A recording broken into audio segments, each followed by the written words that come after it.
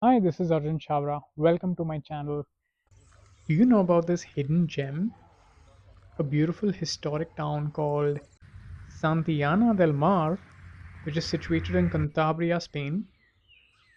I'd like to invite you to take a walk with me, and I'd just love to show you around as you get to know me a little along the way. So, if you'd like that, just continue watching. To begin with, I have worn many different hats in my life. It's not like I'm too old, but I have so far in my life, I have done a lot of different things when it comes to profession, and uh, and it has been really transformative for me. It's definitely not been easy at all. However, I'm grateful because it has taught me a lot as I also learned to understand different perspectives and just come to appreciate life. It's been really very transformative for me to the point where I realized that it has helped me to evolve not just as a human being, but also as a spirit and as a soul. And by the way, even back then, I was a really curious kid. And at that point of time as well, I was asking questions, things like why are we here? What's the deeper meaning to life? Is it really everything stored in the brain? How does that explain when people have injuries, etc., etc.? So I was asking all sorts of questions, and it didn't seem to fit in the society, if you know what I mean. I really felt out of place. And well, maybe you listening out there who might feel the same way, and in that case, definitely share something in the comments. I would love to hear that. Any which ways.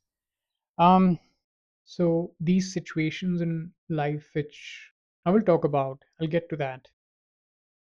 It got me to understand the answers to many questions that I wondered, although I never kind of, expected that I'll ever stumble upon them. The answers, I mean.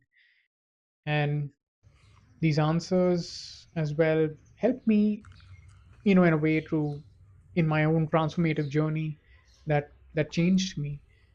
Of course, positive transformation, and it kind of changed me forever in a good way. However, at first I used to think these changes have been a curse, and it's not unusual to think that because it's many a times perceived that way by the society we live in. And that's how generally transformation is for some of us. We really don't understand it in the beginning. You know what I mean? And long story short, this evolution has gotten me to a point in my life where I know, and I feel that maybe sharing my experiences and my journey so far, and even further on, of course, um, will could give you some insight, a new perspective, a fresh perspective. Maybe might also help you in ways that are unique to you. And hence, I'm starting this YouTube channel. However, I want to clarify that whatever insights I will be sharing, my journey, my experiences with you all, I don't mean to share it in, the traditional sense, meaning to say, I'm not here to impose ideas. I'm not here to tell you what's right and what's wrong. It's all about perspective at the end of the day. So take away whatever aligns and resonates with you. Also, I don't want you all to look at me as another online expert or guru who whom you can blindly follow. Think of me as the mirror that reflects your truth back to you with love, not a deliverer. If that's a word, I don't know, not a deliverer of information, rather as that mentor, that guide who helps you to tap into your inner wealth, that wisdom that resides within you, that holds all the answers and guidance. And the way I feel called to serve you is by making you realize and know with utmost confidence that you are so powerful and that you have all the answers. Everything that you ever need is within you, and that your external world is literally a reflection of your inner universe. And this is exactly what this channel is going to be about. So, yes, there is so much to talk about and share. And so, now, beginning with who I am. So, when I was at university, I really took up subjects which I was really not interested in: statistics, commerce, and so on. And at that point of time, I was also doing animation and visual effects. I was really taken aback by the movies that time that had come out back in the 90s, like Jumanji and Jurassic Park. And I really wanted to create something that people would love. Uh, and of course, I was really fond of drawing and comics, so I pursued that as a career. For 3 years, I did my animation with a lot of joy, and I had certain things that I had thought through what I would do after 3D animation when I would finish my course, of course. And well, life took an unexpected turn when I actually lost my mom to breast cancer, and it all happened really fast. So this was back in the year 2012. She was diagnosed with stage 1 breast cancer, and the doctors, of course, had asked for a lot of tests, and one of them was a mammogram. And during the mammogram, the lump in her breast, it just burst, and the cancer spread throughout her body. And then from there on, it was a steady decline. And within a matter of 4 months, she went from stage 1 to stage 4, and we lost her. And I mean, all of us were completely devastated. I don't want to get into the details, but I didn't know. I lost all my plans and everything, whatever I had set forth for myself. It was just all gone, and I was completely clueless. And just shortly thereafter, I met my life partner, Juhi, and um, she was, of course, not an introvert like me. So she was on social media, and she found out about Chris beats cancer. Chris. I really don't want to speak much about that as well, because that can easily get one banned or shadow banned nowadays on YouTube. For that, I have my own podcast, Wellness and Beyond. I'll place a link to the podcast, and you can definitely visit and listen to it. Long story short, that got us into uncovering more about holistic wellness. And from that point onwards, me and Juhi, we started attending a lot of webinars online. We started, reading books, and we really started exploring this field of holistic wellness and trying to understand why cancer, how cancer, and what can be done about it. Of course, the revelations were shocking enough, and I think some of y'all might not be so surprised to, to hear that. And then me and my wife, we went ahead and co-founded a brand called Zestanzeal.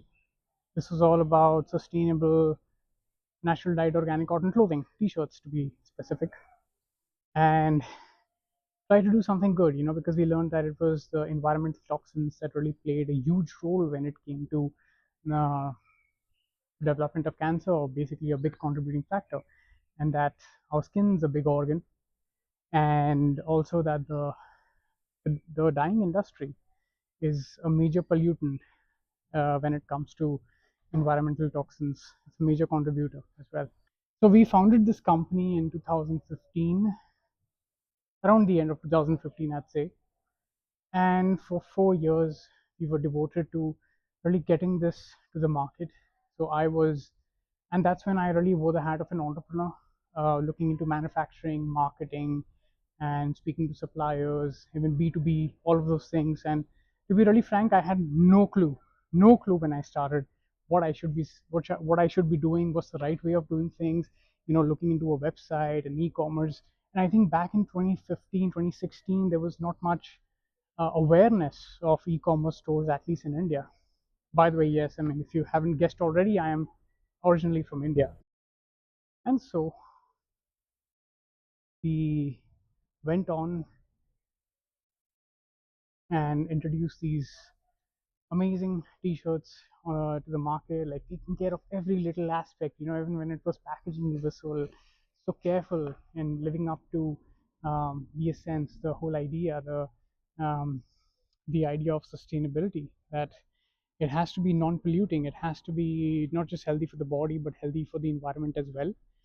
So yeah, yeah, small things like, it has to be packaged in a plastic which is made from potato starch and not actual plastic, and the packaging has to be recycled paper, craft paper, which can be reused and made into something else. And even the label, I remember, um, it was like I still have those, like few of those.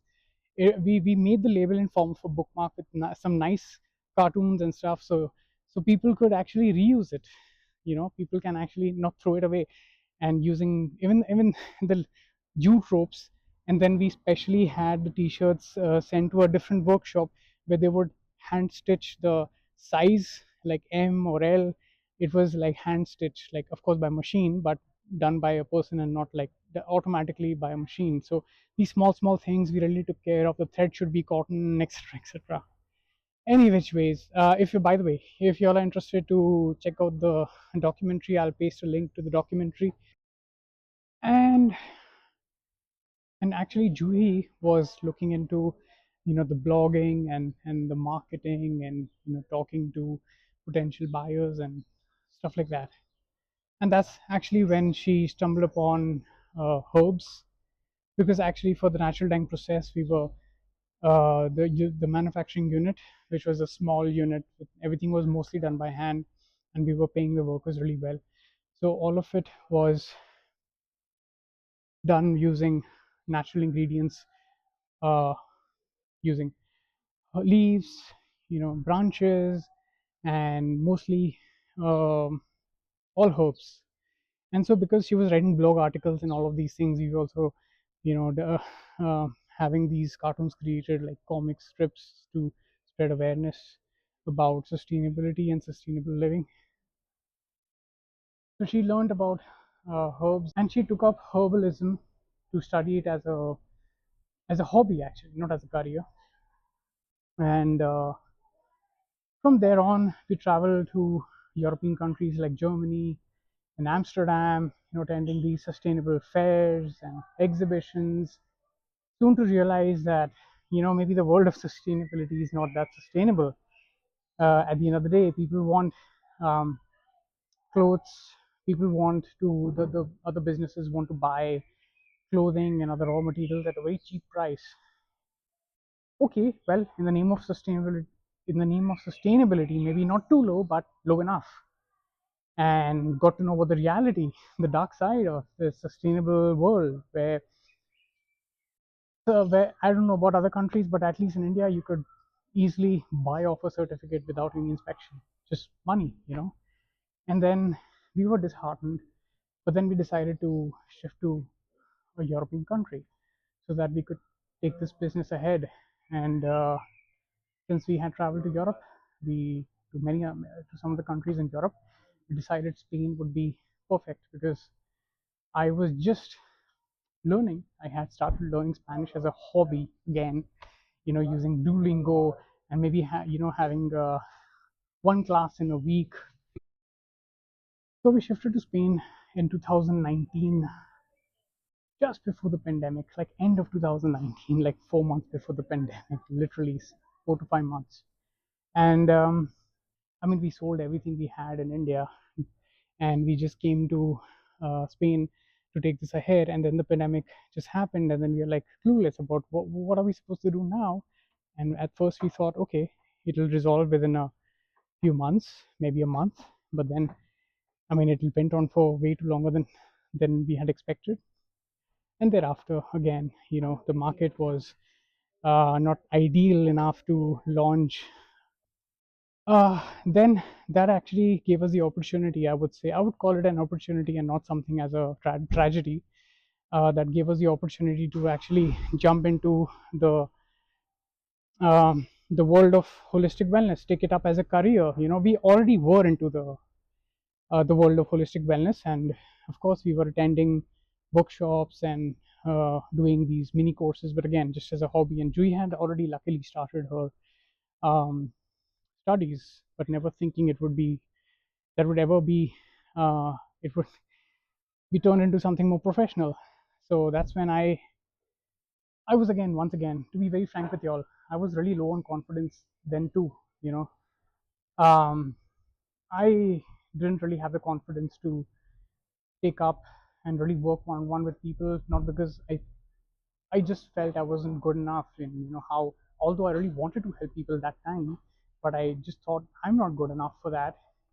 But then, of course, because of the motivation I received from my wife and other my friends and my family, I took up I took up to begin with personal training, and thought I'd get into health coaching after that. But then, I was introduced to functional medicine, and then I ended up taking functional medicine as my career path. I studied functional medicine for 3 years from the School of Applied Functional Medicine, online, of course.